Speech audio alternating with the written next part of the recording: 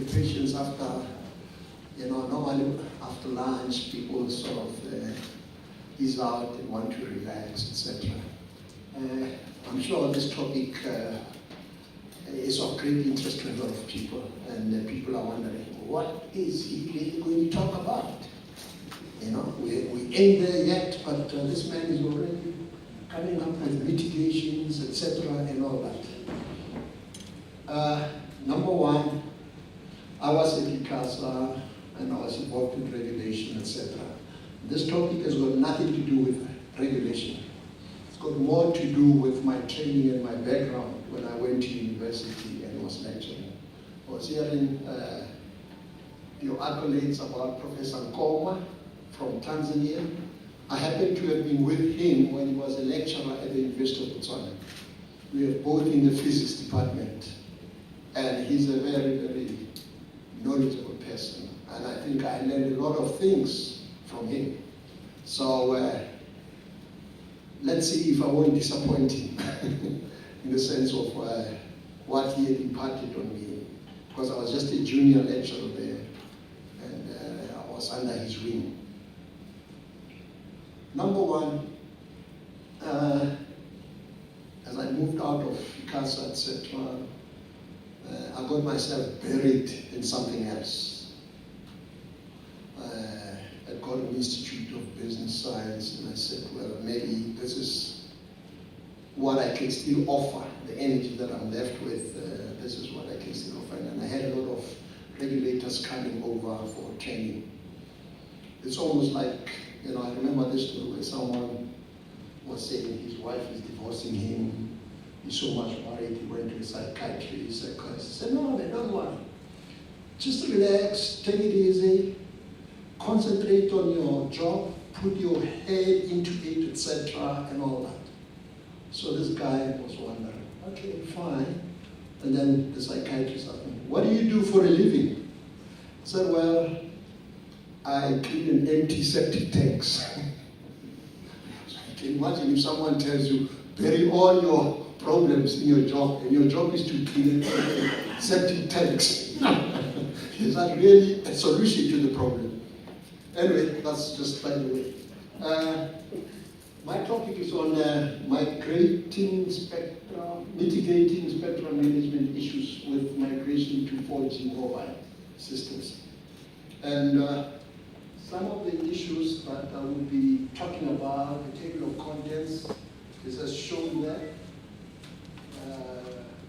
As you can see, I'm going to talk about essential features of 4G systems. And I think the third topic, 4G technologies from a user's perspective. In most instances, when people provide services, I don't know whether the user is considered upfront, because he's the king in the final analysis. The services are finally going to end up, but do we consider what actually the user will be keen and interested in? So that will be very interesting kind of perspectives that I provide in that regard. Of course, quality of service, and all regulators would tell me, there has been concern about quality of service.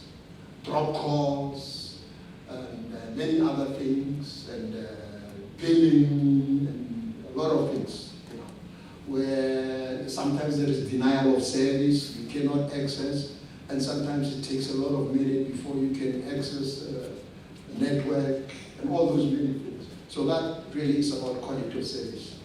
And also, of course, if you make a phone call, you don't want to have a jitter and all those kinds of things. So quality of service is really important from the user's perspective. And then, of course, security and safety. You really don't want to be compromised in terms of issues that are very, very important to you, like your bank card, numbers, and your financial interactions, etc. So, and these are things that we are just having is a hope and trust that, hey, I hope my money will not be compromised. A lot of people have been defrauded many times through the ICT networks, etc. So I'm going to touch a little bit on that. And then, of course, we have an understanding of 4G. It is actually, like I mentioned the other time, that we are moving into a digital economy. And the king of digital economy will be internet protocol, whether we like it or not. Where you will get all multimedia services. When I say multimedia, I'm talking from voice. By the way, there's voice, there's video, there's audio. Are people aware that there is a difference between voice and audio? I hope people are aware that audio is when you have a television and people are talking there. That's audio. Voice is cellular telephony. That's voice. And data and graphic, etc. All of those things combined together and interacting among themselves is called multimedia.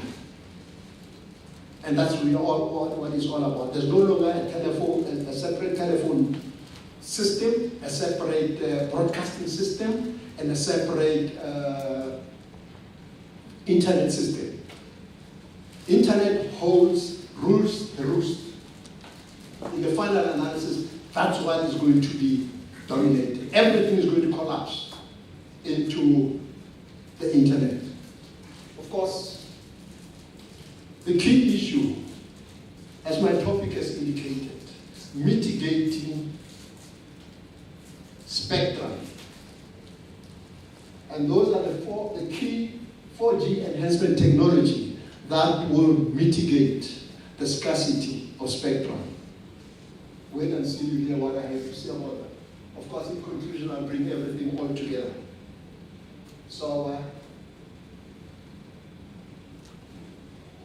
of course, as I pointed out, 4G technologies will be all IP-based. In other words, they will be packet-based, not circuit switch-based. Because circuit switch is a dedicated line used by one person. If I call you, that line is controlled by you and me. Nobody will enter into it until such time you drop the call, etc. But packet is that all the people, it's like people getting into a train, and someone getting off at a particular station, and another one riding on. But circuit switch is like hiring a limousine. Nobody will get into that limousine until I get out of that car and there's another man calling for it. So just to give a practical example of what circuit switch is and packet-based is. IP will put everything in there, you come in and all kinds happen, you're all in line and you get off at certain tributaries, etc. and all that. But with voice circuit switch, if I am connected to you, nothing will happen. That is why voice is expensive. Because that line is held by you for as long as it is necessary. It is time-based, not data-based. How long you keep it for is how much you pay. Whereas the other one is how much you use is what you pay for. I think that's also makes it a little bit understandable in that regard. Now with 4G, we all know that all along is that there is now a need for data. This is the new game now. It's no more voice. Voice is now declining or it is saturated, etc.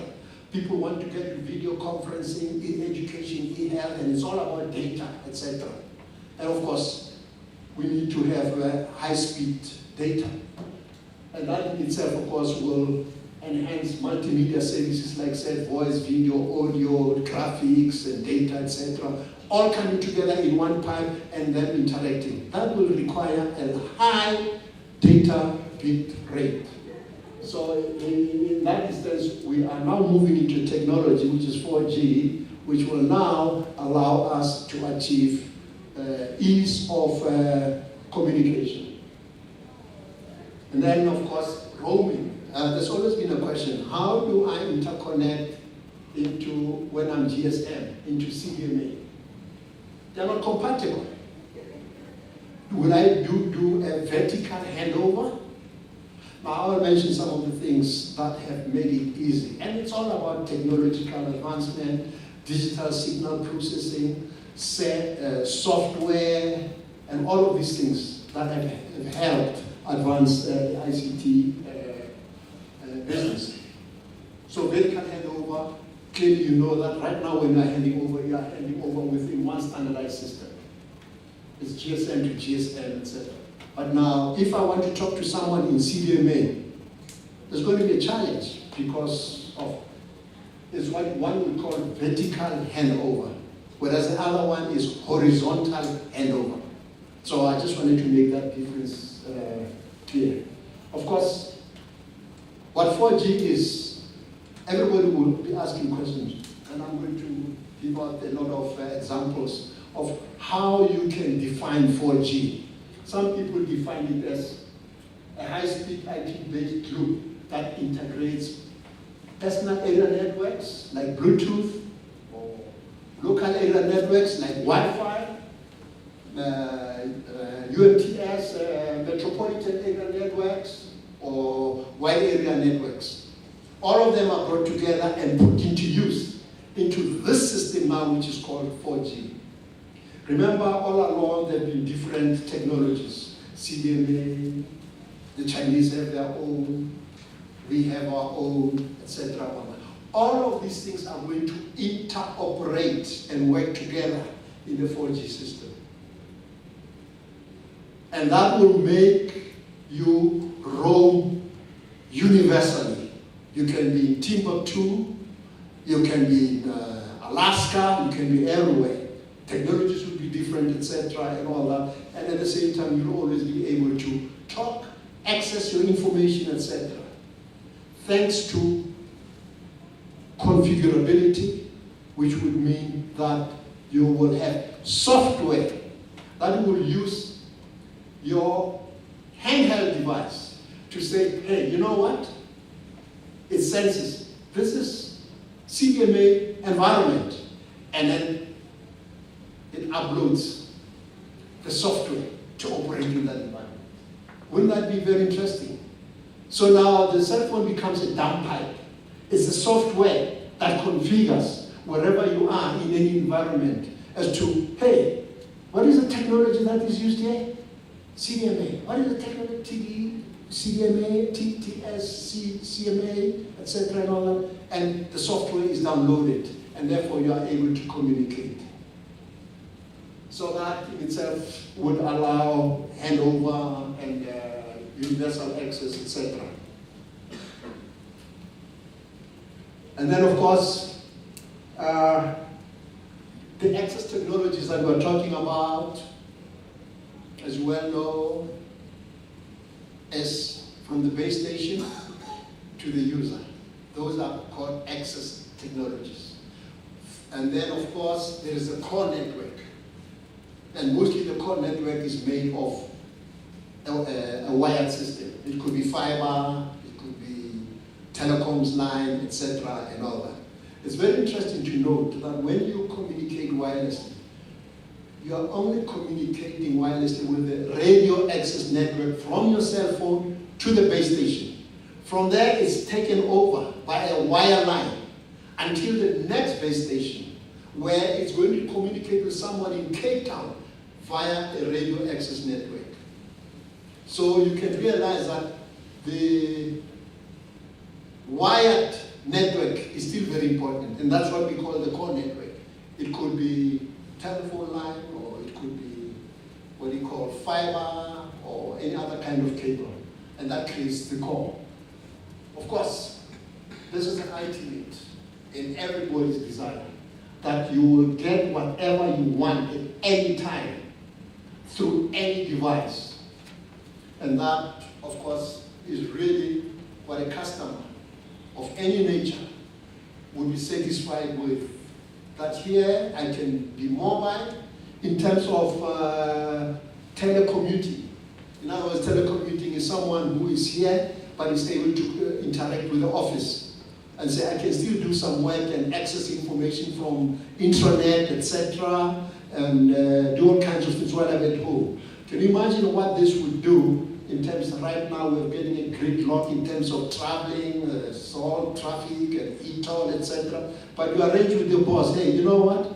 I do a lot of work at home. We'll just communicate, I'll send in the information that I have, and you bad, etc., and all that. Can you imagine the congestion that will be reduced, the pollution that will be, the stress, and all kinds of things in terms of driving and having these road rages, etc., and all that. And we're moving into that area. Maybe offices are going to be relevant. If you want to have an office, you just book a hotel and say, look, I'd like to have a meeting with my folks once a week. So you go and come to this hotel, you book a place. You're saving on electricity. You're saving on office space. You're saving on so many things because everything is in your laptop, etc., and that's all you need. Not to mention about video conferencing. We don't need to go to Cape Town anymore. I'm not sure why we still continue to go to Parliament. They're talking about bringing Cape Town to Pretoria, etc. Hey, we can communicate wherever we are. Just when you are there, we set up a system, we see each other. It's sort of telepresence. It's called telepresence. It's like I'm talking to you right now, but you're far away. And this is really the novelty of what we are having today. That's why I'm talking about this e-economy, or digital economy. Of course, I'm supposed to say 50 megabits per second. In the uplink, can you imagine what the ramifications are? If you, as a user, have 50 megabits per second at your disposal, the 100 megabits per second is when you're mobile.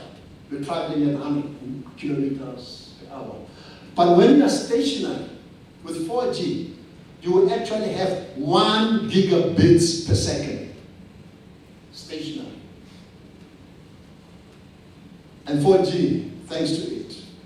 And because of the people who work tirelessly in the laboratory, who are not recognized, are not given street names, etc., they're sitting there working day and night, come up with these technologies. Wish we knew who these people were. But they are sitting there, scientists, engineers, etc., in laboratories. Wish we could decide to name cities and towns and all that after these people. Because they really have created a contribution to the advancement of society. Of course, now, this is just to re-emphasize the essential features of a 4G system. First, it will have high usability and global roaming, like I pointed out. You get any service, anywhere, anytime, through any device. Sounds like a pipe dream. Just wait until 5 years has gone past. This is what, 2014? 2020. There'll be miracles. Like a car driving, dropping you here, and then you coming out, and car driving back into the basement, looking for a parking space, and parking there. And then when you're about to leave, you just press a button, the car comes out and waits for you outside. Okay, very interesting. But don't discount that. Don't say it's impossible. Say probably, maybe. That's probably the best approach. So it's very clear that you can take your mobile anywhere. Of course, for example, I just pointed out, say you're in the United States and CDMA, and then you GSM. Hey, what do? You just download. It's called SDR, software-defined radio. So the cell phone will be a dumb instrument. All we'll be using there will be the software, which will configure that this is a CDMA environment. So it will download the software and you will communicate. Of course, we also want to have multimedia support that you should have voice, video, audio, data, graphics, and anything that you want at any particular time. So it's anywhere, anytime, anyhow, anything. Let me say multimedia is anything. So 4G will provide anything, anywhere, at any time, and anyhow. A new paradigm. So the transmission cost obviously will be reduced because when you go to IP, the cost diminished as a result. You got one network that will cover the whole world. The reason why we have had different systems is largely because all of these jurisdictions work differently. You've got the GPP, which works on GSM. You've got GPP2, which works on CDMA. You've got the Chinese on the other side, etc. They've never thought of coming together and saying, let's bring in. But 4G is now ensuring that these people work together towards a common system, which is 4G. GPP, IEEE, GPP2, you know, and all of these people coming up with broadband wireless access. That's IEEE 20220. And then there's also GPP, which is of course 3G. And of course there is CDMA 2000, which is the American one. There's WiMAX. I'm not too sure where WiMAX is standing at this point in time. And all of these things are all coming together now to say we want one system that unifies all of us. We may have a common core network, which sometimes is called IP multimedia subsystem. And it's all IP based. And I think right now we are already working towards making sure that the second switch voice may actually have its confinement somewhere. In a museum or something like that. We may have now to look at IP voice. We may also have got to look at webcasting. In other words, you may now get your broadcasting services through the internet. That's called webcasting. And then you'll get what you want at any time you want it. Not what you are given and you pay 600 rand and you don't watch. How many people watch television for more than 3 hours a day? And how many stations are you going to cover? But you are paying for all of them. This is what you're paying for MultiChoice. Wouldn't you just have webcasting to say, you know what? I want to watch Russian TV, or I want to watch Al Jazeera, and you pay accordingly for that particular day, and then that's it. Because you will not have watched the other 40 channels. How are you going to do it? Your life is going to be confined to that. It's just not possible. So this whole thing of content being multiplied, etc. Are we not going to be doing anything in our lives except to sit around the television and watch everything? I want to get there when I want to and get what I want, not what one tells me, what is good for me. I see. I think that's the difference that this will bring. So personalization is just customize your service really. This is what I want at this particular time, etc. and all that. That's called personalization. You know, SPU, service provider, must be able to differentiate all kinds of customers. He will still gain economies of scale because he said, hey, you know what? I would like to give you what you want. But I know that your neighbor does not want what you want. So I'm going to customize you all. I will still gain economies of scale because I'm providing for all of you, but I'm giving you what you want. That's really what I'm talking about, personalization. Customizing your services, because some of the services may not be relevant to you, and you may not be keen, but you may have paid for them. That's the issue. And not watching them. Why should I pay? Why should I pay for something that I'm not watching and I'm not interested in? So that's the whole idea. Now this says, I'm now looking at the most neglected, shall I say, element in the ecosystem, and that's the user. Assumptions are made by the user that will give him this and he'll be happy, regardless of the difficulties that this person may come across. So, as you see, it's my understanding that you need to understand what the user, how the user changes and responds to the products that you are providing. You need to understand the technology, the mental impression in terms of price. Is this guy saying this thing is unaffordable? Is this guy saying that it's best value for money, it's worth it. I'm prepared to pay because I think this is good. Are the network operators, the service providers, or content providers conscious of what the mental impression of the consumer is when they provide this service, or they're just making take it or leave it, kind of thing? It's no longer an era of monopolies now. It's an era of market mechanism. Give the customer what he wants. It's no longer one-stop shop. It's a question of the customer can make a choice. And you can suffer the consequences if you don't respond to the choices that the customer would like to have. So then, in that particular regard, if the technologist looks at all of these aspects of the psychology of the user, may be able to come up with the technology that is necessary after having understood. Now, this is a heliocentric system, just like the solar system. The user is at the center of the system. Is the mobile terminal that the user is having user-friendly?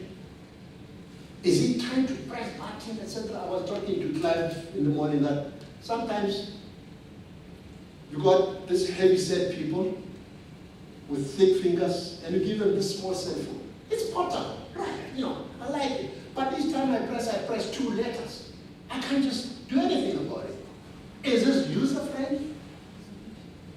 Is an iPad something that a small child can carry? It's probably heavy, or it's not portable. So those are the kinds of things that I'm reading. User personalization. Do I get what I want? Hey. Terminal heterogeneity means the different types of terminal, a tablet, a cell phone, a PDA, a notebook, etc., and all that. Network heterogeneity means you can have a DAB, DVD, UMTS, CDMA, and all of these different technologies. They are heterogeneous. And this 4G is bringing all of these things together. So the consumer's got choice as to what he wants to use, how it's suitable to him, and that in itself is responding to the psychology of the user. Now, the user is located at the center of the system. It's analogous to the heliocentric system, the sun being the center of the solar system. And of course, the farther away the user or the system is from the user, the less sensitive will it be to the user. If you're far away from something, there's less attraction than a face-to-face. You can't just imagine, I can see that lady that far, but can I take a guess that maybe that's the lady I'd like to talk to? But the nearer the lady is, you have that kind of a personal feel that I think we can talk business, kind of thing. I'm just giving you that impression. So the farther away you are, the less sensitive you would be to me as a user. If a device is not user-friendly, the user cannot exploit it and have access to other features such as user personalization. If I can't use it properly, how can I have the services that are provided? That's really what I'm trying to point out. Of course, that's a practical example. If I want information, is it provided in text form, audio form, or video format? I'll be comfortable with whichever form that I feel comfortable with in terms of text, audio, or video. Of course, then that allows you to be able to use this thing quite naturally, without any fear. Can we see our old ladies, they think the world is going to explode. Once you give the old lady, your grandmother a cell phone, say, hey, I don't want to touch this thing, As just press there, press there. Say, no, I'm afraid something will explode. It should be user-friendly. That's really what I say. People should feel comfortable and don't press a button and nothing happens. Say, but I was told if I do this, something should happen. Nothing is happening. Then the user said, this thing is useless. Now, that's the psychology of the user that the technology should take cognizance of. Of course, this is already explained. I'll in terms of customization, which I don't need to report, repeat. And then, of course, the information is filtered to you according to your needs. Like I pointed out about multi-choice, you pay 600 per one for how many channels, and how many channels do you watch? What if I can say, no, I want to pay for what I watch? That is now user personalization and it's customization. It is about me. It's not about you. And I think that's very, very important. So a combination of user-friendliness provides users with easy management over all features of the device. Finally, you will say, this is best value for money. I think it's worth it. You may have had some doubts, but you say, you know what, I can understand the price.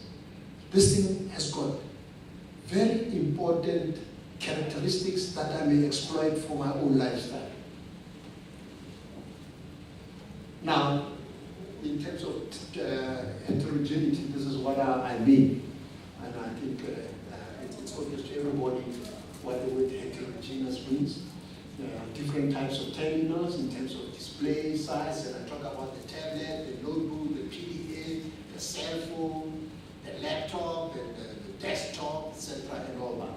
Those are heterogeneous kind of terminals that I refer to. And of course, there they are listed, part of them.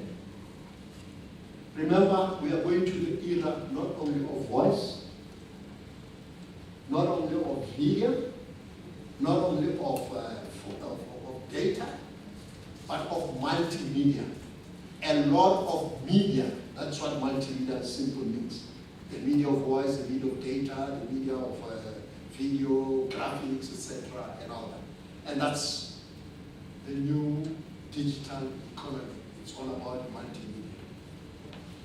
And I remember, when we were still in high school, kind of radical time, And I left South Africa in 1976. I was a stone thrower. Remember 76? The stone throwers, Kliphoyers. And I got myself in a different country and all that. And in that respect, we used to read a lot of books, Karl Marx, Communist Manifesto, but Capital, Das Capital, I could not go past the first page. It's too difficult to understand. But the Communist Manifesto is so nice to read, all kinds of things. And one thing I picked up from Marx is that the superstructure determines, in a way, the psychology of people, the lifestyle of people, the religion of people, the culture of people, and everything that emanates. It is the foundation for the language, the culture, the work environment, etc., and all that. What he really was saying is that if you've got a rural economy, people will have certain cultures out of the rural setting. If you have got a capitalist economy, you will have people's lifestyle changing. The religion, the culture, the language, and everything changes. Digital economy is a superstructure that will determine our economic well-being, our social development, our culture, our religion, and everything. That's what I learned from Karl Marx. So, heterogeneous network, all of those things. People have never asked themselves, how does digital television interact with networks? We've tended to separate these things. These things can work cooperatively to provide the kind of service that we need. All of those things. Of course, the real improvement with 4G is a seamless integration of already existing new network services and terminals. In other words, whether you have that old Nokia phone, etc., and all that, it should be possible to incorporate it. Whether you have Samsung and all of these different new gadgets, that should be. And lastly, because of softwareization. That's all, the software. The final goal is to certify, because right now, what we have discovered with regard to people now is that they need data. It's no longer voice. Voice is saturated. It has reached its upper limit. People now need data. They need to access the internet and get all the information, Wikipedia and whatever, write email, etc., and all kinds of things. So now the networks that we're having, as I pointed out, the access network, CDMA, UMTS, and all these other wireless networks like Wi-Fi, etc., are going to interoperate. So you will move from one to the other. Of course, it is a convergence platform. There's no doubt about it. And now, this is another mitigating factor for spectrum. The widespread coverage will be achieved through exploiting the various access networks available. If you find yourself in an area where you are in Wi-Fi, hey, Wi-Fi is used. When you're outside driving, hey, GSM is used, or UMTS is used, etc., and all that. So in a way, it's a sharing of the burden. Bluetooth, for instance, it's a sharing of the burden. And that way it will mitigate all the resources that are necessary because they will be shared. And there will be smooth, migration from one to the other. So this would mitigate the limitation relative to 3G. You know that with 3G, if you have more voice users, the data increases. And if the data were to increase, you will not meet the service level agreement. If there are more data users, you will not meet the service agreement that you have undersigned with users. Because there are more. It's only one type, which is going to be shared by more people. And that is just like the Wi-Fi, in a way. You find out, say, this thing is slow, etc. And because there are more people than it was anticipated. But this 4G will mitigate that. And the services pointed out as to what they will do and what advantage the markets that will address, like Wi-Fi, Bluetooth. I just talked about a car parked outside, going to the basement, waiting for you to finish your lecture, and then as soon as you are about to leave, you just press the drive, etc., and it waits for you there. Machine to machine. That's really what it should be. Of course, synergy between UMTS and DAB or telecommunication will open the possibility of providing mobile users with interactive or on-demand services. One is multicast. Multicast means you can provide to a group of users. Broadcast means you can provide to all the users in that area. And unicast you can provide to one person. So incorporating UMTS, which is 3G, whether you call it HSPA or WCDMA, etc., it's part of 3GPP. They will all interact with television networks in order to give you the satisfaction that you need. And that's what I'm relating to. The GPS, for instance, you are in a shopping mall, like down here, pop-up advertisement, hey, there's a sale next door. There's a sale in such and such a place.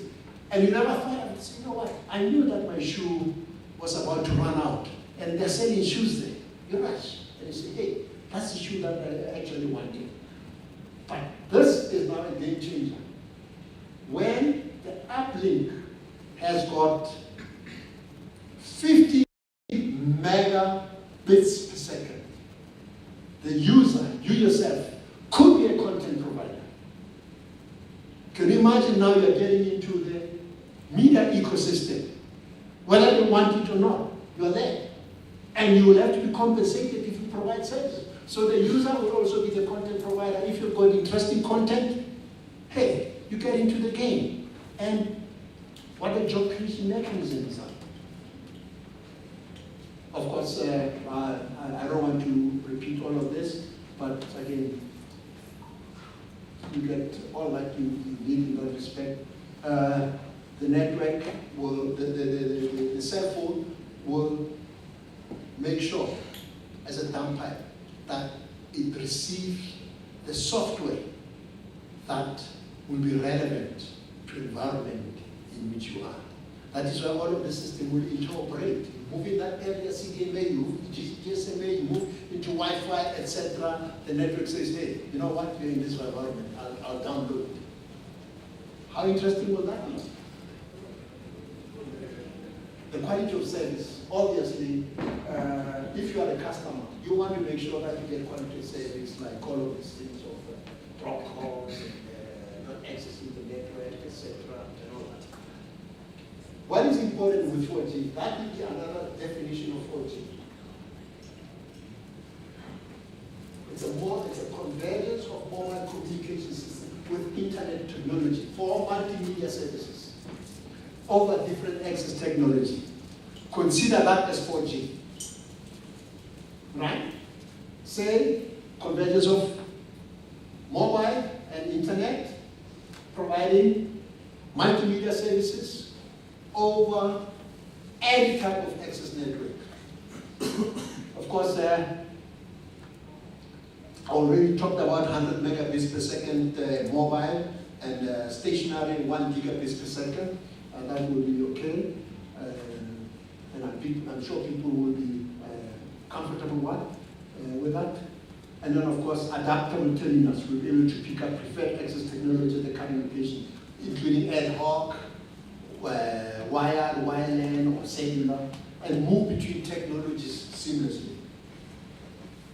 Service applications such as voice, video, streaming, and all kinds of things, will probably be looked at in terms of DivSec. Now we're moving into the IP technology. When a mobile user enters a network, the authentication authority accounting and charging system, which is responsible for handling user service aspects, is supposed to authenticate the user. You know that when you, just like the things happening at the speed of light, when you call me, the AAC system says, hey, who are you? The information from the SIM card comes in. No, I'm Paris Machine, etc., and all that. I'm doing prepaid and all kinds of things. So, and then it authorizes you. Say, no, it's legit. And then you're authorized. And then from there, when you use the system, the accounting is done. How many minutes has he spent? And then they charge. That's what this AAC system, authorization, authentication, authorization, accounting, and charging. That's all that it means. And at the end of the day, according to your profile, the required resources will be provided for you to get the services that you need through the QoS broker. And then, of course, it's just a repeat of all of that, what I said there. Security, clearly the system, terminal security access. You want to have a mobile terminal which can be used only by the authorized user. That should provide security. If you steal my mobile terminal, it should not be of use to you. Theft prevention. If it's stolen, access must be broken. Must be blocked. Of course, you know about the viruses that should also be protected, and network should be protected against security, etc. And all that, you want to make sure that you are safeguarded in that regard. You don't want people to know what you're doing, when, etc., where you are, etc., and all that. Of course, denial of service is when you're trying to call and you cannot access the network. You keep on calling. Hey, nothing is happening. Or it takes a while before you are connected. That is denial of service. And of course, it's believed that there are fraudulent service providers to protect against. Of course, necessary provisions of security in terms of e-commerce. We make our purchases, we buy things overseas, etc. We use our credit cards, etc., and all that. But to be sure that we are protected against that.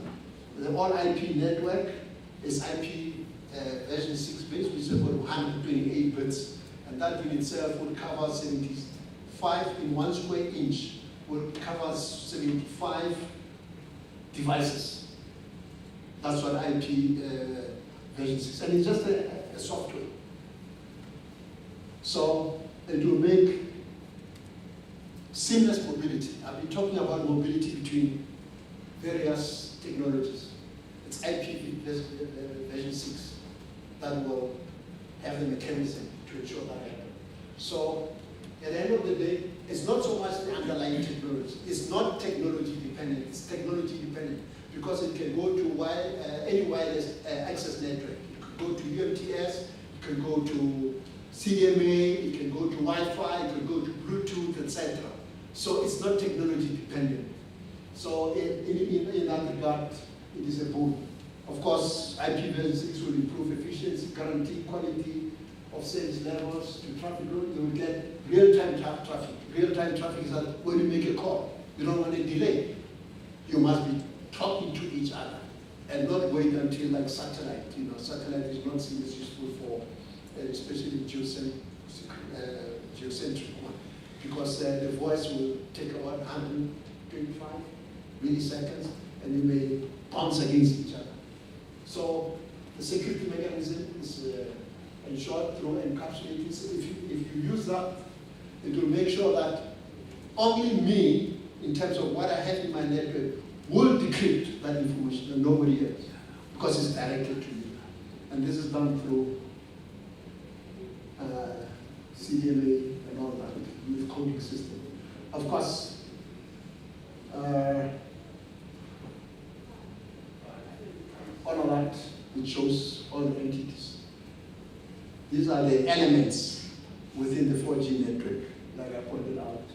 The user, the mobile terminal, the access router, the paging agent, and I've explained what it is, that system that I was talking about, the network management system, because your activity there should be managed after you've been authorized. Now, these are the key elements in terms of really what I was saying, mitigating. Mobile receive diversity. When two signals from separate antennas on the handset are combined to reduce the impact of signal variation in signal strength. So you've got, I think they are more or less a few centimeters apart. They receive the signal, and they may be different in terms of strength, variation in terms of phase. The other one may be 90 degrees out of phase, etc. Because when they're in phase, they should have the same kind of height and depth, etc. So they should just add up constructive. That there is an additional signal processing. That's another thing that is very important. And I mentioned about software, digital signal processing, compression, etc. All of those things have contributed to the advance. So one antenna in the mobile receives diversity in the cell phone that you may have. I'm futuristic in all of this. It will provide both receive and transmit function. The other only receives.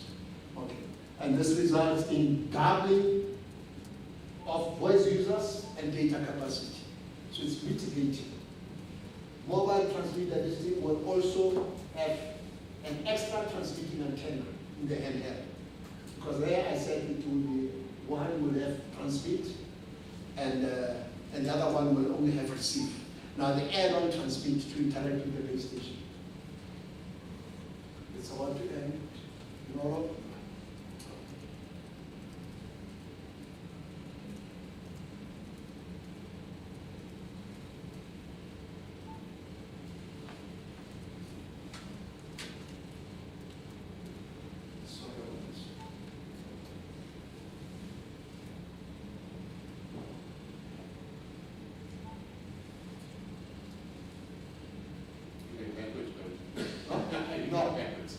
Yes. Oh, yes. Sorry.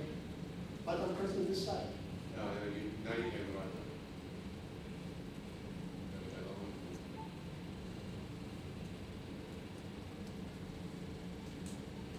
Yeah. I was talking about mobile receive diversity in terms of mitigating the scarcity of spectrum as well as transmit diversity. This will all be in our new smart phone. And also there will be an interference cancellation technique, because the main thing why we are not able to get maximum data bits per second, or capacity, as it were. It's largely because of interference. And interference is mostly at the receiver, where there's amplification. So the noise as well that is picked up in the atmosphere is amplified. And that reduces, you know, that Shannon's law, capacity is bandwidth times the log to the base 2 of 1 over signal to noise ratio. So the higher the signal to noise ratio, the greater the bit rate. The bigger the bandwidth, the greater the rate. So if you've got a bigger bandwidth and a high signal to noise ratio, hey, you got it all. And you know that the further you go from the base station, the lower the data rate decreases because of the hostile environment. That's really because of that. That is why we have base stations that are so much in high frequencies because of the slow bandwidth. So that interference cancellation techniques, they will also increase the bit rate, etc. Smart antennas, we also use digital signal processors to identify the direction. Now this is very interesting. You make a phone, that smart antenna detects and does a beamforming to target you and nullify all other interfering signals. That's really what it is. So this increases the data rate and capacity. Of course, there we go. Adaptive beam antennas do all these things. Because in a sector, as you move around the sector, the beam antennas will follow you. And they will focus that beam on you, etc. Which is more or less what we call soft handover. Now, this is MIMO. I'm sure a lot of people, multiple input, multiple output. So, you have multiple pipes to exploit multiple pipes coming from the base station or coming from your cell phone, interacting with the base station. And signal processing, again, digital signal processing, combines all of these things in a constructive manner to be able to avoid all other unwanted signals and get all of that. And that in itself increases the bit rate. Conclusion, that's really what the conclusion is all about. It's a convergence platform providing IP-based services. It's better speed, high capacity, good coverage, low power consumption, and low cost. And of course, at the end of the day, provides hooks. You can say 4G provide hooks to these access networks. The aim of it is to replace current core technology with a semi-universal technology based on IP. Maybe that sums it all. 4G is a consolidation of all 3.5, UMTS has come up with WCMA, HSPA, and those are HSPA seen as 3.5. It's not, or they call it 3G LTE, but it's a 3.5, it's not 4G. And so all of those will now be combined from all the different areas because these people are cooperating, working together now to provide a single mobile wireless communication. And besides that, smartphones are considered to be convergence devices that will include cellular telephony, programmable information management features, and internet access. A smarter 4G phone will expedite commercial availability of products, reduce costs, and offer seamless connectivity around the globe. And